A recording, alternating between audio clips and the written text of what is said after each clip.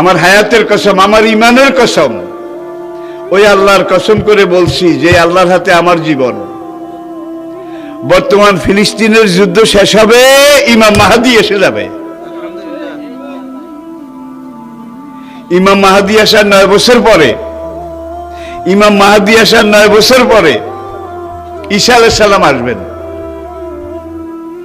আর ইমাম মাহাদি আসার পরে 9 বছর, এটার মধ্যে দাজ্জাল তার আবির্ভাব ঘটবে। এমন সময় আমি আপনাদের সাথে কথা বলছি, হাদিসের ভাষ্য অনুযায়ী মনে করেন দাজ্জাল আপনার বাড়ির দরজায় এসে দাঁড়িয়েছে।